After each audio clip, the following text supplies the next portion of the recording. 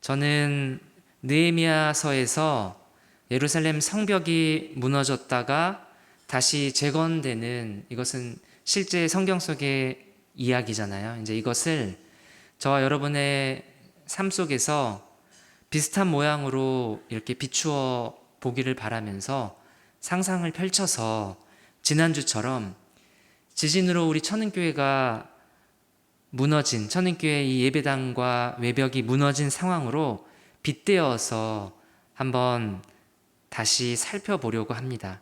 특별히 오늘이 이제 3개월간 했던 느헤미야의 마지막 설교인데, 주께서 오늘 이 말씀이 우리 안에 잘 정리되고 그래서 오랫동안 기억될 수 있는 그러한 은혜를 주시기를 간절히 바랍니다. 지진으로 예배당과 교회 외벽이 산산이 무너졌던 천은교회를 보면서 주변의 동네 사람들이 말했어요. 이제 저 교회 문 닫겠다. 하나님이 살아계시다면서 왜 안 지켜준 거야? 엉망이네. 그런데 모두의 예상을 깨고 천은교회는 문을 닫지 않았습니다. 오히려 이 무너짐은 천은교회가 더 큰 영적인 부흥을 맞게 했고 또 회복을 갖게 했습니다. 지진으로 무너진 것은 단지 그냥 교회 건물뿐이지 천은교회가 무너진 게 아니기 때문입니다. 처음 지진으로 이 교회 건물이 무너진 뒤에 천은교회 성도들이 산산조각난 저 교회 외벽을 볼 때면 한 가지 깊이 깨닫는 것이 있었습니다. 아, 지금 이렇게 무너진 것은 그저 벽돌 몇 장이 아니라 나와 하나님과의 관계가 무너진 거구나.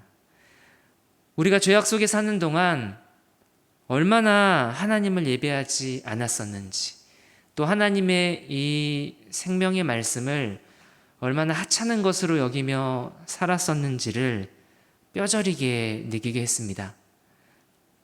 느헤미야서 1장에서도 처음 이 예루살렘 성벽이 무너졌다는 소식을 들은 느헤미야가 이 성벽이 무너진 것은 바로 우리 모두의 죄악 때문이고, 그래서 느헤미야는 금식하며 울며 하나님께 회개한 뒤에 예루살렘으로 가서 유다 백성들을 만나 그들을 독려하며 성벽 재건을 시작했었습니다. 마찬가지로 천은교회 성도들도 이 느헤미야와 유다 백성들처럼 모두가 한 마음이 되어서 지진으로 무너진 예배당을 다시 짓고 무너진 외벽을 다시 쌓아 올리는 일에 기꺼이 두 발 벗고 나섰습니다. 그렇게 무너진 것을 다시 쌓는 이 재건 공사가 시작됐습니다. 그래서 교회 건물에 이 무너진 잔해를 치우고 벽돌 한 장 한 장을 다시 쌓아 올리는 중인데, 여러분, 이 일이 참 순탄치가 않습니다. 공사 현장에 자꾸 신천지 사람들이 찾아와서는 하나님이 당신들을 버려서 이 예배당과 외벽이 무너진 거라고, 이렇게 다시 쌓아도 어차피 또 무너질 거라고 방해하고 저와 여러분을 겁주고 그렇게 조롱하고 갑니다. 여러분, 느헤미야서에서도 똑같은 일이 있었죠. 여러분 혹시 산도깨비를 기억하시나요? 산발락과 도비야, 이들을 앞세운 대적들이 딱 이렇게 유다 백성들을 찾아와 방해하고 겁주고 조롱하고 갔습니다. 하지만 그때 느헤미야와 유대 백성들은 대적들의 어떠한 방해에도 넘어지지 않고 계속해서 다시 성벽을 쌓아 올려나갔습니다. 우리 천은교회도 마찬가지입니다. 아무리 외부에서 우리를 대적하는 말과 행동들로 뒤흔들어도 우리는 하던 일을 멈추지 않습니다. 계속 공사를 진행합니다. 그런데 이번에는 우리 교회 안에서 우리 성도들끼리 문제가 발생합니다. 교회 공사가 길어지는 동안 이 생계를 뒤로 밀어놓은 채 그렇게 오랜 시간이 지나서 이 성도들의 경제적인 삶이 굉장히 힘들어지고 또 몸도 마음도 지쳐갔습니다. 그런데도 성도들끼리는 나도 힘들다, 나도 각자 먹고 살기 바쁘다는 핑계로 교회 안에 정말로 힘든 연약한 지체들을 돌아보지 않았고, 서로 간의 갈등은 깊어져 가다가 자칫 교회 공사가 중단될 뻔한 위기도 있었습니다. 느헤미야서에서도 성벽을 재건하는 이 유다 백성들 내부에서도 갈등이 있었습니다. 가난한 자들 그리고 부유한 자들이 있었는데, 부유한 자들이 안 그래도 어려운 상황 속에서 이 가난한 자들을 억압하고 착취하는 일들이 있었습니다. 무너질 뻔했죠. 하지만 느헤미야를 구심점으로 해서 이 위기를 잘 극복하고 또 실제적으로 문제를 해결해 나갑니다. 천은교회도 아무리 밖에서 방해하고 또 아무리 교회 안에서 여러 가지 갈등이 있어도 우리 성도들은 포기하지 않고 계속해서 공사를 진행합니다. 또다시 무너지지 않았습니다. 여러분, 우리 천은교회가 이렇게 할 수 있었던 이유는 여러분이 성숙해서 그런 것이 아니고 사역자들의 리더십이 탁월해서 그런 것이 절대 아니고, 하나님께서 이 교회 건물이 무너져서 근린공원에 가서 천막 예배를 드리는 동안 우리 모두에게 주신 주님의 약속의 말씀이 있었기 때문입니다. 그 말씀은 우리가 주님께로 돌아와서 주님의 계명을 지키고 실천하면 쫓겨난 우리가 하늘 끝에 가 있을지라도 주님께서 거기에서 우리를 한데 모아서 주님의 이름을 두려고 택한 곳으로 돌아가게 하겠다는 그러한 주님의 약속의 말씀입니다. 반드시 우리 공동체를 다시 하나로 모으시고 회복시키겠다는 주님의 이 약속의 말씀이 있으니 무너진 것을 다시 쌓아 올려 회복시키고 온전케 하시겠다는 주님의 이 약속의 말씀이 있으니, 아무리 사이비 이단들이 와서 우리를 방해하고 조롱해도, 또 때로는 우리 교인들끼리 서로 마음이 맞지 않고 갈등을 일으킨다고 해도 이 약속의 말씀, 곧 언약이 있으니 그것을 꼭 붙들고 인내하면서 버티면서 끝까지 무너진 예배당과 외벽을 쌓는 공사를 여러분 우리가 완성할 수 있었던 겁니다.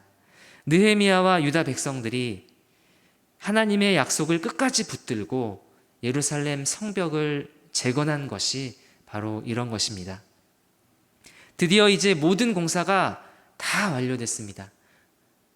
예배당도 그리고 교회 외벽이며 담장이며 다 원래대로 돌아왔습니다.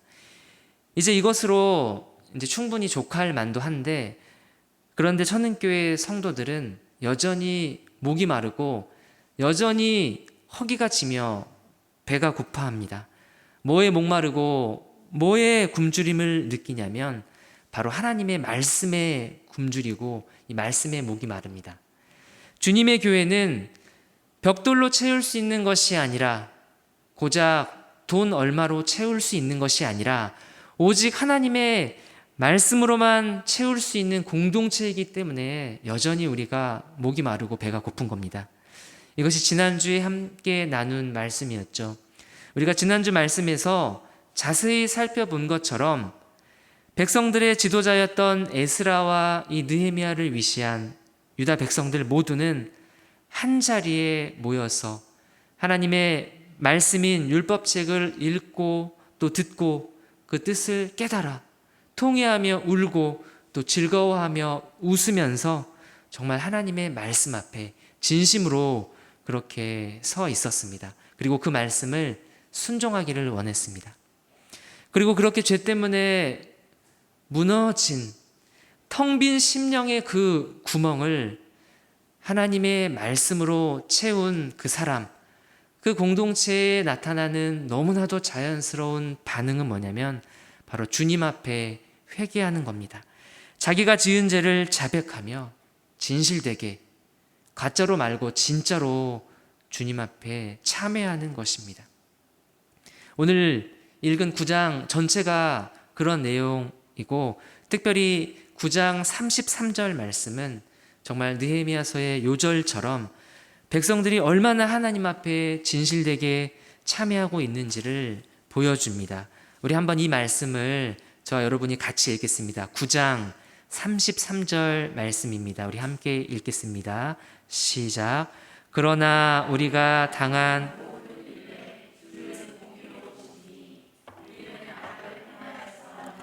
주께서는 진실하게 행하셨음이니이다. 우리는 악을 행하였사오나, 이 부분을 우리말 성경으로 보면 더 적나라하게 우리는 죄를 많이 지었으므로 라고 되어 있습니다. 진심에서 우러나온 죄의 고백, 그리고 주를 찬양함, 그리고 주님께 대한 간절한 그 간구, 여러분 이것을 두고 우리는 한마디로 부흥이라고 합니다. 저는 오늘 본문에서 이 장면을 묵상하면서 곧바로 생각나는 유명한 한 사건이 있었습니다. 지금으로부터 100년 전에 딱 100년하고 조금 더 됐네요. 100년 전에 평양에서 일어났던 유명한 사건, 바로 여러분이 이미 알고 계시는 1907년 평양 대부흥 사건입니다. 1907년 1월 2일부터 15일까지 이 평양에 있는 장대현 교회에서 사경회가 열렸습니다. 1,500명이 모였는데 예배당이 좁아가지고 창 밖에 멍석을 깔고 거기서 사람들이 예배 드리기도 했습니다. 평양이니까 당시 겨울에 이 평양의 온도가 영하 30도까지 떨어졌다고 합니다. 사경회가 처음부터 막 성령의 뜨거운 역사가 나타난 것은 아니었습니다. 처음에는 분위기가 냉랭하고 또 어떤 영적인 감동도 일어나지 않았습니다. 그러다가 이제 사경의 마지막 날인 14일과 15일에 강사였던 길선주 목사님이 저녁에 말씀을 전하시는데, 이 목사님이 집회를 인도하시다가 말고 중간에 갑자기 멈춰 서서는 자신이 아간과 같은 죄인이라고 고백한 뒤에 자신이 1년 전 세상을 떠난 자기 친구의 재산을 몰래 썼다는 것을 공개적으로 목사님이 고백합니다. 여러분, 사실 이렇게 고백을 하고 나면 어떻게 목사가 그럴 수 있냐고 사람들의 비난을 받으면서 조용히 강단을 내려와서 이 집회는 쓸쓸하게 그대로 끝날 것 같은데, 오히려 이 목사님의 회개가 도화선이 돼서 예배당 전체가 눈물 바다가 됩니다. 모인 사람들이 모두 각자 저마다의 죄를 하나님께 고백하며 이 회개의 기도를 하기 시작했습니다. 당시 기록을 보면 인간이 범할 수 있는 모든 죄가 그 자리에서 거의 다 고백되었다. 사람의 체면은 다 잊어버리고 오직 주여 나를 버리지 마옵소서라고 울부짖을 뿐이었다. 자신이 지은 죄가 내가 얘기했기 때문에 옆 사람이 들어서 그게 탄로날까봐, 그래서 처벌받을까봐 겁내는 게 아니라 그런 것은 전혀 문제가 되지 않았고, 오직 하나님의 용서를 받는 것만이 거기 모인 사람들의 유일한 소원이었다고 기록되어 있습니다. 온 교인이 그렇게 하나님의 능력에 사로잡혀서 눈물을 흘리며 회개하기를 새벽 2시까지 했다고 합니다.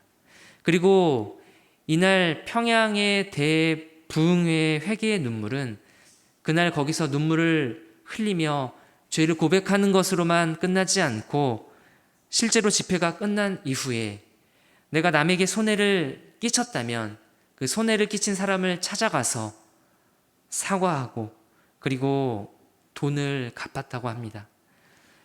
여러분, 이것은 정말 실제로 일어난 평양의 대부흥인데, 이러한 놀라운 회개의 역사는 그냥 성경 속에 있는 얘기거나 아니면 100년 전 평양에만 일어나는 것이 아니라 오늘 저와 여러분에게도 일어납니다. 성령께서는 저와 여러분을 어디로 이끌어 가시냐면 2000년 전 예루살렘에 우리 주님께서 십자가에 못 박히신 그 골고다 언덕으로 저와 여러분을 데리고 가십니다. 그리고 거기에서 십자가에 못 박히신 우리 주님과 함께 여러분도 거기 그 자리에 함께 있다는 것을 알게 하십니다. 여러분 그 골고다 언덕에서 어디쯤에 있으셨을까요?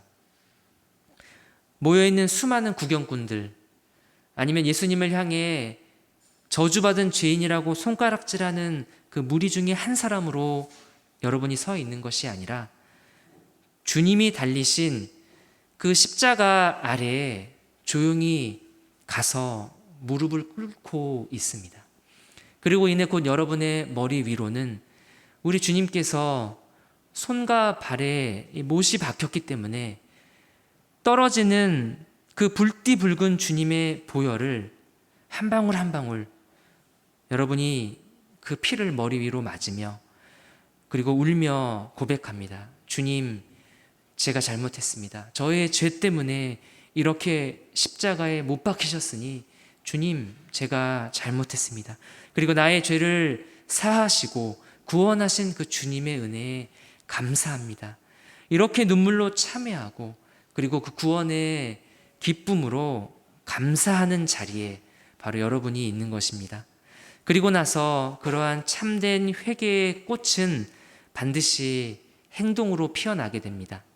마치 1907년 그 평양 부흥회 당시 그날 집회 때 주님의 은혜를 받고 하나님께 죄를 자복했던 사람들이 다음날 아침에 일어나서는 이불을 싹 닦고 이미 지난 일인데 뭐 이거 어떻게 할 수 없지 하지 않고 자신이 잘못한 사람들을 직접 찾아가 용서를 구하고 또 갈취했던 돈을 갚았던 것처럼 오늘 성경에서 이 유다 백성들도 그저 눈물로만 회개하는 것으로 그치는 것이 아니라 주님, 하나님, 이제는 예전처럼 죄를 짓지 않고 하나님과 맺은 언약을 신실하게 지키겠노라고 굳게 맹세하고 서약합니다. 그것이 오늘 읽지 않았지만 이제 뒷부분에 나오는 느헤미야서 10장의 내용이고 회개하고 다시는 죄를 짓지 않겠노라 맹세하고 다짐하고 서약하고 그리고 정말 이 어려운 상황 속에서도 끝까지 성벽 재건을 완성케 하신 그 주님의 은혜에 깊이 감사하며 성벽 봉헌식도 이때 치르게 됩니다. 제가 볼 때 정말 모든 것이 순조로워 보입니다. 퍼펙트합니다. 이렇게 다 퍼펙트해서 그런지 느헤미야는 그가 처음에 왔던 곳 느헤미야의 집과 그가 섬기는 왕이 있는 페르시아로 돌아가게 됩니다. 여러분 한번 상상해 보십시오. 이 위대한 성벽 재건과 유다 백성들의 영적인 부흥과 회복의 역사를 너무나도 감격스럽게 잘 감당하고 마친 느헤미야가 이제 페르시아로 돌아가야 하고 유다 백성들과 지도자들은 모두 나와서 페르시아로 돌아가는 느헤미야를 환송합니다. 서로 부둥켜 안고 울고 웃으며 다시 만날 날을 기약했겠죠. 아마 느헤미야가 이렇게 말하고 갔을 겁니다. 여러분, 제가 없더라도 정말 잘해야 합니다.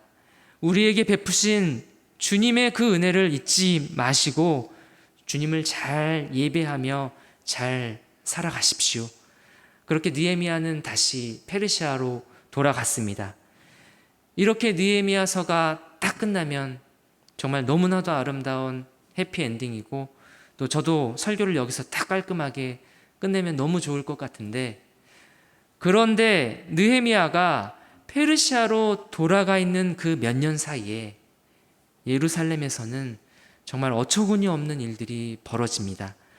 그게 오늘 이 느헤미야서 마지막 13장 4절 이하의 내용인데 여러분 무슨 일이 일어나냐면 여러분이 아시는 것처럼 성전은 정말 거룩한 곳이죠. 그 거룩한 성전 안에는 몇 개의 크고 작은 방이 있습니다. 이 방들이 무슨 용도로 쓰이냐면 성전 제사를 드리기 위해 필요한 그 물품들을 방에 보관하는 거예요. 그리고 성전 제사를 위해서 봉사하는 사람들이 있죠. 제사장이나 레위인들이 있습니다. 그들의 몫으로 제공되는 이 곡물이나 음식을 보관하는 중요한 방입니다. 그러니까 하나님께 제사를 드리기 위해서는 그 방이 꼭 필요했어요. 그런데 이 방 중에서 가장 큰 방을 어떻게 이스라엘의 제사장이라고 하는 사람이 도비아에게 쓰라고 내줍니다. 여러분, 다른 사람도 아니고 도비아에게 그 방을 쓰라고 내줍니다. 느헤미야서 처음부터 끝까지 성벽 재건을 방해했던 대적 중에 대적 도비아입니다. 사단의 하수인이 돼서 하나님의 이 거룩한 역사를 방해했던 원수 도비아입니다. 그런 도비아에게 이 거룩한 성전 안에서, 그것도 가장 큰 방을 도비아님 쓰고 싶을 때 와서 편하게 쓰십시오라고 떡하니 내준 겁니다. 여러분, 제가 이 장면을 보면서 정말 정신 못 차리는구나. 그렇게 눈물로 통회하고 자복하고 맹세하고 성벽 봉헌식을 하고 별의 별짓을 다 해도 또 이렇게 똑같이 다시 예전에 죄악된 모습으로 돌아오는구나 싶어서 굉장히 씁쓸했습니다. 여러분, 도비아가 가난하고 방이 없어서 이 성전에 있는 방을 쓰는 게 아닙니다. 성전에서의 제사를 위해 꼭 필요한 이 방을 도비아가 차지해버리면 당연히 성전 제사가 온전하게 하나님께 드려질 수가 없는 거죠. 실제로 도비아가 이렇게 방을 차지하고 난 이후에 성전 제사를 위해서 봉사했던 레위 사람들은 자신들이 받아야 할 몫을 전혀 받지 못해서 이 생계가 어려워졌습니다. 그래서 성전 제사를 위해 봉사하는 그 직무를 포기하고 성전을 떠나서 자기들의 밭이 있는 곳으로 레위인들이 돌아가 버립니다. 이렇듯 도비아가 성전에 있는 이 방을 차지한 것은 주의 백성들의 예배를 망치는 것으로 시작해서 이 공동체 전체를 또다시 무너뜨리려는 사단의 아주 간사한 술수였던 겁니다. 이 모든 일이 하필이면 느헤미야가 예루살렘에 없고 페르시아로 돌아갔을 때 벌어진 겁니다. 그런데 여러분, 너무 다행스럽게 이 느헤미야가 페르시아에서 몇 년 만에 다시 예루살렘으로 돌아옵니다. 다시 예루살렘에 돌아온 느헤미야는 앞서 말씀드린 도비아가 성전의 방 하나를 쓰고 있다는 너무나 어처구니 없는 소식을 돌아와서 듣습니다. 13장 8절에 보면 느헤미야가 이 사실을 알고 심히 근심했다고 합니다. 심히 근심했다는 것은 느헤미야가 이것이 몹시 불쾌하고 역겨워서 정말 토할 뻔했다는 겁니다. 이 거룩한 주님의 성전 안에 있는 방을 도비아라는 사단의 하수인이 쓰고 있다는 사실에 느헤미야가 도저히 견딜 수 없을 만큼 부들부들 떨면서 분노하고 있다는 말입니다. 제가 느헤미야라면 더불어서 굉장히 마음이 허탈했을 것 같습니다. 페르시아에 돌아갔다가 다시 예루살렘에 돌아와 보니 다행히 이 벽돌로 된 예루살렘 성벽은 무너지지 않았지만, 그러나 그보다 더 중요한 유다 백성들 안에 그 영적인 성벽이 산산조각 나 있었기 때문입니다. 에스라와 함께 백성들의 영적인 회복을 위해서 많이 애썼던 느헤미야였는데, 그래서 주님께서 참으로 놀라운 은혜를 부어주셨건만 백성들은 여전히 그 죄악의 쓴뿌리, 죄악의 굴레에 갇혀서 여전히 죄를 반복하고 있는 모습, 얼마나 느헤미야를 한숨 짓게 했을까요? 그런데 여러분, 느헤미야는 딱 한 번만 한숨 크게 내쉬고 느헤미야서 처음부터 끝까지 느헤미야가 했던 것처럼 두 손을 모아 우리 주님 앞에 기도하는 것을 선택합니다. 내 하나님이여, 내 하나님이여, 나를 기억하옵소서. 그렇게 두 손 모아 간절히 주님 앞에 기도합니다. 그리고 기도를 마친 후에는 기도하려고 모았던 그 두 손을 쫙 펴고 두 팔을 걷어 젖혀 해야 할 일을 느헤미야가 과감하게 단행합니다. 여러분, 느헤미야가 무슨 일을 단행하냐면 8절에 보면 그 거룩한 성전에 있는 방에 잔뜩 들어서 있는 도비아의 세간들, 도비아의 그 살림살이들을 싹 다 밖으로 내다 던져버립니다. 너무 멋있죠? 여러분, 이 장면 어디에서 많이 보신 장면이 아닙니까? 예수님께서 성전에서 장사하는 사람들의 그 상을 굉장히 터프하게 다 엎어버리십니다. 성전을 깨끗하게 하신 일이죠. 느헤미야도 지금 그렇게 하고 있는 건데, 그냥 느헤미야가 막 다혈질이어서 홧김에 열받아서 이 물건을 그냥 내던져버린 것이 아니라, 그 거룩한 장소인 성전 안 방은 이 도비아 같은 대적들의 물건을 쌓아 놓으려고 있는 곳이 아닙니다. 그래서 한시도 짓지 말고 그 물건을 얼른 그 거룩한 곳에서 싹 다 끄집어 내야 돼요. 왜냐하면 그 방에서 다시 해야 될 일이 있기 때문입니다. 9절에 보면 느헤미야가 이 일을 단행합니다. 우리 느헤미야가 어떻게 했는지 한번 같이 읽겠습니다. 13장 9절 말씀입니다. 시작. 명령하여 그 방을